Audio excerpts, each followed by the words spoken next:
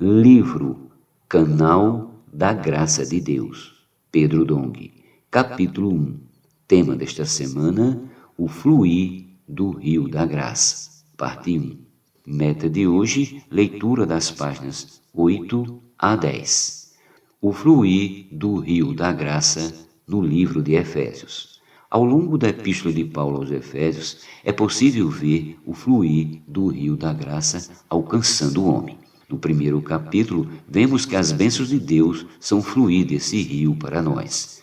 O Pai, antes da fundação do mundo, nos escolheu e nos predestinou. Versículos do 3 ao 6. O Filho nos redimiu e nos encabeçou. Versículos do 7 ao 12. E o Espírito nos selou e tornou-nos Deus e nós mútua herança. Versículos 13 a 14. À medida que esse rio flui, Cristo encabeça a igreja e por meio dela encabeça todas as coisas. Versículos 22 a 23. Hoje foi-nos dada a responsabilidade de cooperar com Cristo no encabeçamento de todas as coisas. No segundo capítulo, podemos enxergar como o Senhor, por sua graça, nos salvou da condição de morte. Versículos do 1 ao 5. Para produzir a partir de nós, a velha criação, uma obra-prima, a nova criação. Versículo 10. Por meio da cruz de Cristo, Deus nos reconciliou consigo mesmo e fez a paz entre todos os povos, derrubando a parede de inimizade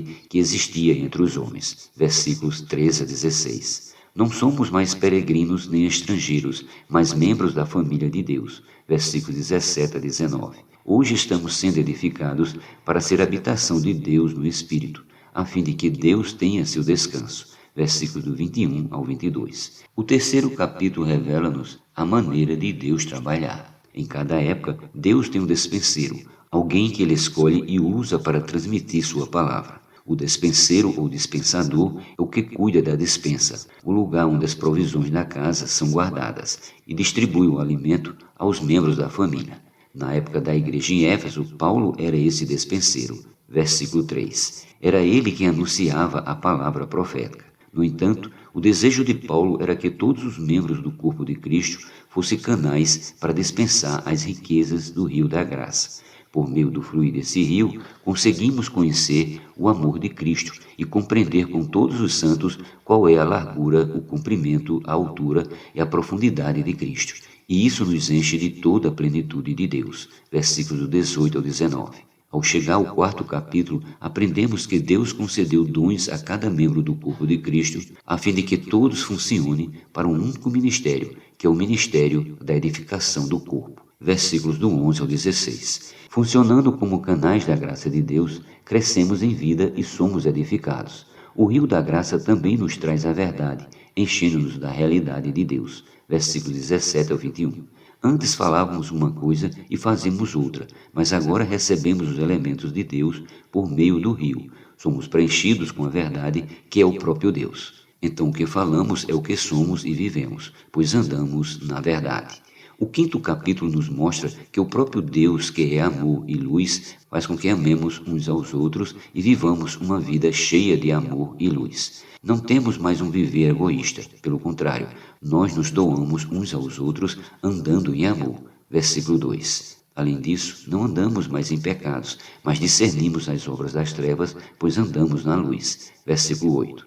Se em algum momento formos vencidos pelo pecado, devemos lidar com isso imediatamente. Precisamos arrepender-nos e confessar nossos pecados para que o sangue de Jesus nos purifique. 1 João 1,9. E quando nos enchemos do Espírito pela imersão da palavra profética, conseguimos travar a batalha espiritual descrita no capítulo seguinte. No sexto capítulo, Paulo nos apresenta a melhor maneira de travar a batalha espiritual. Está revestido da armadura de Deus. Versículos do 11 ao 18. Estamos no meio de uma guerra entre o reino de Deus e o império das trevas. Temos saído às ruas para pregar o Evangelho a fim de conquistar território para o Senhor. Porém o inimigo não entregará esse território facilmente. Ele tentará perseguir-nos, espalhando muitas mentiras contra nós e enviando toda espécie de tribulações e sofrimentos. Mas o Senhor nos diz para ficar firmes. Nossa luta não é contra a carne e o sangue. Por trás daqueles que nos causam sofrimentos estão os principados e potestades. A base deles estão nos ares. Efésios 6:12. Entretanto, Deus não nos mandou lutar contra contra esses seres nos ares, mas sim tomar toda a armadura de Deus e permanecer firmes e inabaláveis. Versículo 13. Quando os ataques chegarem, lembremos de que nosso refúgio é o Senhor, socorro bem presente nas tribulações. Salmo 46:1. Basta-nos permanecer firmes na posição em que estamos e deixar o Senhor batalhar por nós. 2 Crônicas, capítulo 20, versículos do 15 ao 17. Diante disso, devemos usar a espada do Espírito, que é a palavra de Deus. Efésios 6:17.